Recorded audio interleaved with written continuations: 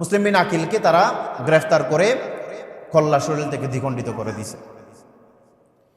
কল্লা শরীর থেকে দ্বিখণ্ড করে দেওয়ার পরে মুসলিম বিন আকিলের শরীরটা ছাদের উপর নিয়ে গিয়ে ওই ছাদ থেকে ফেলে দিছে। এভাবে কষ্ট দেওয়ার পরে এদিকে মুসলিম এই উবাইদুল্লাহ ইবনে জিয়াদ ও ষড়যন্ত্র করছিল যে যে কোনো মুহূর্তে এই হুসাইন রাদিয়াল্লাহু তাআলা আনহুকে শাস্তির আওতায় আনতে হবে। সেই হিসেবে সে করছে কি, এই যে সীমানার সামনে প্রহরে দাঁড় করাই দিছে, এই হুসাইন রাদিয়াল্লাহু তাআলা আনহু আসবে সাথে সাথে গ্রেফতার করে নেবা। এদিকে হযরত হুসাইন রাদিয়াল্লাহু তাআলা আনহু পর্যন্ত একটা চিঠি পৌঁছাইছিল, যেটা আশরাসের মাধ্যমে পৌঁছাইছে। এই চিঠি পৌঁছানোর পরে আমি বিস্তারিত বলতে পারছি না। চিঠি পৌঁছানোর পরে হযরত হুসাইন রাদিয়াল্লাহু তাআলা আনহু এই অবস্থা জানতে পারলেন যে মুসলিম বিন আকিল হত্যা হয়েছে, এটাও জানলেন। জানার পরে এই খবর যখন আত্মীয় স্বজনরা জানতে পারলো, হযরত হুসাইন রাদিয়াল্লাহু আনহু প্রথমে চাইছিলেন যে আমরা ফিরে যাই, কিন্তু আত্মীয় স্বজন বলতেছে যে আপনার চাচা সবাইকে মেরে ফেলছে, আমরা আর যাবো কেন, এই জীবন নিয়ে কাজ কি, আমরা ওদের সাথে যুদ্ধ করব। তখন ওনাদের কথাই অনুযায়ী হযরত হুসাইন রাদিয়াল্লাহু তাআলা আনহু আগেই গেলেন। যাওয়ার পরে গেটে যখন গেলেন, গেটে যাওয়ার পরে ওইখানে একজন ব্যক্তি ছিলেন, উনিও মানুষটা ভালো ছিল। উনি বললেন যে এখানকার অবস্থা ভালো না, আপনাকে যে কোনো মুহূর্তে গ্রেফতার করার আমাদের হুকুম আছে, আপনি চলে যান। তখন তিনি চিন্তা করলেন যে এখন আর এখানে থেকে লাভ নাই, আমি সোজা ইয়াজিদের কাছে চলে যাই, ইয়াজিদের কাছে গিয়ে দামেস্কে গিয়ে তার সাথে কথা বলব। তিনি দামেস্কের উদ্দেশ্যে রওনা দিলেন। 45 কিলোমিটার, এভাবে 45 মাইল এতটুকু গেলেন। এদিকে ইয়াজিদ বাহিনী করছে কি, এই উবাইদুল্লাহ বিন জিয়াদ সে একজন ব্যক্তিকে গভর্নরি দেওয়ার আশ্বাস দিয়ে হযরত হুসাইন রাদিয়াল্লাহু তাআলা আনহুকে গ্রেফতার করলেন। ওই ব্যক্তি গেল, গ্রেফতার করালেন। করানোর পরে হুসাইন রাদিয়াল্লাহু তাআলা আনহু তাদেরকে 3টা শর্ত দিলেন। হয়তো আমাকে আমার জায়গায় ফেরত যাইতে দাও, না হয় আমাকে ইয়াজিদের কাছে যাইতে দাও, অথবা আমাকে কোনো একটা মুসলিম কান্ট্রিতে আমাকে পৌঁছায় দাও। ওরা একটা শর্ত মানে নাই। তারা হযরত হুসাইন রাদিয়াল্লাহু তাআলা আনহুকে গ্রেফতার করে ফেলছে।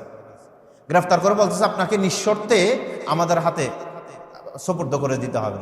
হযরত হুসাইন রাদিয়াল্লাহু তাআলা আনহু বলতেছে, তোমরা কি ভুলে গেছো আমি তো নবীর নাতি, নবীর নাতিরা কখনো কারো কাছে নিজেকে সুপুর্দ করে দিতে পারে না। তখন এই 9 মুহররম ছিল, 9 মুহররম তারা সিদ্ধান্ত নিয়ে এক পর্যায়ে ইয়াজিদ এখান থেকে উবাইদুল্লাহ বিন জিয়াদ হুকুম দিল যে ওনাকে হত্যা করে ফেলো, হুসাইন রাদিয়াল্লাহু তাআলা আনহুকে গ্রেফতার করে ফেলো, না হয় যুদ্ধ করে হত্যা করে ফেলো। তারা 10 মুহররম ফজরের নামাজের পরে এই মর্মান্তিক ঘটনাটা হয়। 10 মুহররম শুক্রবারই ছিল, আজকের দিন। হযরত হুসাইন রাদিয়াল্লাহু তাআলা আনহু ফজরের নামাজ পড়লেন। নামাজের পরে তিনি ওরা ওই পাশে যারা ছিল উবাইদুল্লাহ বিন জিয়াদ এবং ইয়াজিদের যারা দলবল ছিল, তারাও সারিবদ্ধ হলো যুদ্ধ করার জন্য। হুসাইন রাদিয়াল্লাহু তাআলা নামাজের পরে তিনি যুদ্ধের জন্য সারিবদ্ধ হলেন। তারা সর্বপ্রথম ওইখানে একজন ব্যক্তি ছিল হুর, ওই ব্যক্তিটা খুব বেশি ভালো ছিল, হুর বিন আব্দুল্লাহ।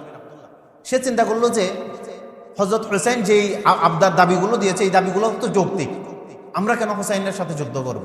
তিনি বললেন যে হুসাইনের কথা মেনে নাও। ওরা বললো যে আমরা মানবো না। তখন হুর বললেন, উনি সেনাপতি ছিলেন, ওই হুর সেনাপতি বললেন যে আমি তোমাদের সাথে থাকবো না। হুসাইনের দরবারে চলে গিয়ে হুসাইন রাদিয়াল্লাহু তাআলার সাথে তিনিও যুদ্ধ করলেন। এক পর্যায়ে সবাই শহীদ হয়ে গেছে। আব্দুল্লাহ একজন নাবালেগ ছেলে ছিল, হুসাইন রাদিয়াল্লাহু তাআলার ভাতিজা, সুন্দর ছিল দেখতে অনেক।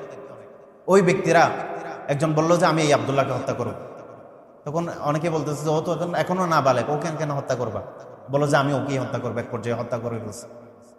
এইভাবে হত্যা করতে করতে রাসূল সাল্লাল্লাহু আলাইহি ওয়াসাল্লামের যে পরিবারের যত সদস্য আছে সবাইকে হত্যা করে ফেলল। 60 জন পরিবারের সদস্য ছিল, সবাইকে হত্যা করে ফেলছে। যারা নারী ছিল, নারীদেরকে, রসুলের পরিবারের নারীদের কাপড় টানছে, তারা উড়না টানা হেঁচড়া করছে। এরপরে হযরত হুসাইন রাদিয়াল্লাহু তাআলা আনহুর কোলে ওনার নিজের ছেলে ছিলেন, ছোট দুধের শিশু, একজন তীর মেরে ওই শিশুকে হত্যা করে ফেলছে।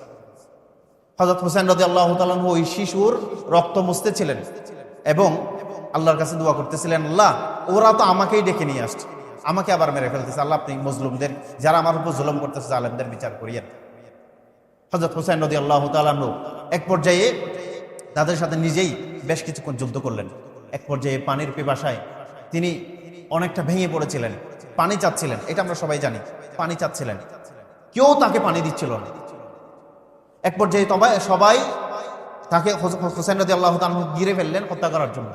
কিন্তু কে হত্যা করবে সবাই ভয় পাচ্ছিল, উনি তো রসুলের নাতি এবং সাইয়্যিদু শাবাবিল জান্নাহ, এবং তিনি তো জান্নাতের সর্দার হবেন যুবকদের, ওনাকে মেরে ফেলার সাহস কেউ করছিল না। এই সময় একজন ব্যক্তি ছিল, সে মানুষদেরকে হুকুম দিল যে তাকে হত্যা করে ফেলো। ওই ব্যক্তির হুকুমে আরেকজন আগাই গিয়ে সিনান নামক একজন ব্যক্তি ছিল।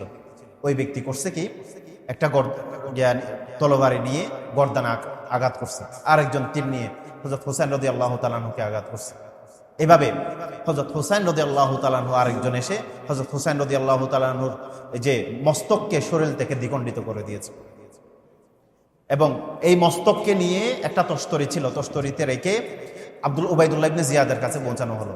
এই উবাইদুল্লাহ ইবনে জিয়াদ বদবখত, ও করছে কি, ও হযরত হুসাইন রাদিয়াল্লাহু তাআলা আনহুর মাথা এটা থেকে ঠুটকে, হুসাইন রাদিয়াল্লাহু তাআলা আনহুর ঠুটকে ছুরি দিয়ে কাটতেছিল।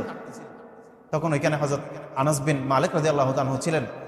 বললেন, তোমার মতো বদবখত আর হতে পারে না।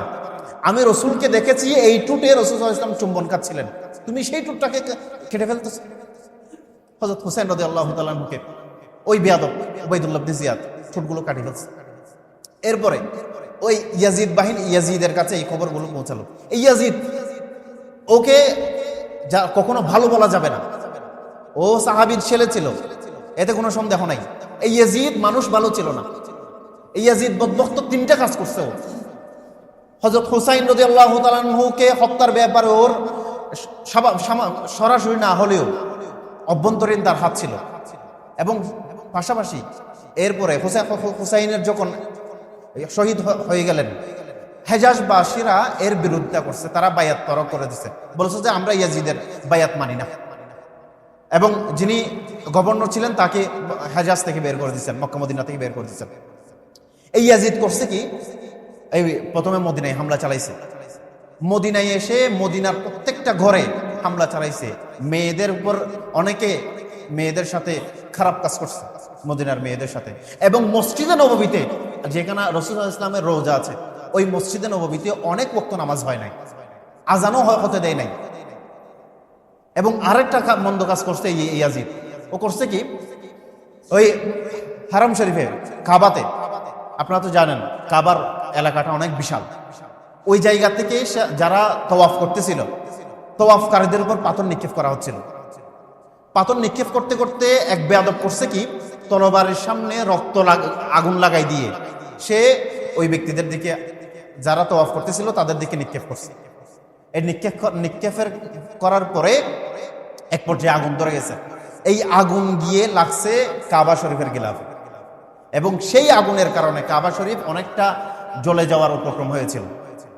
মুহতারাম হাজিরিন, এভাবেই আজকের এই দিনে, এই 10 মুহররম হযরত হুসাইন রাদিয়াল্লাহু তাআলা আনহুর সাথে এভাবে নির্মম আচরণ হয়েছিল।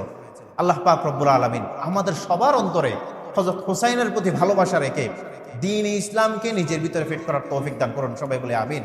ওয়া আখিরু দাওয়ানা আলহামদুলিল্লাহি রাব্বিল আলামিন। আসসালামু আলাইকুম ওয়া রাহমাতুল্লাহ।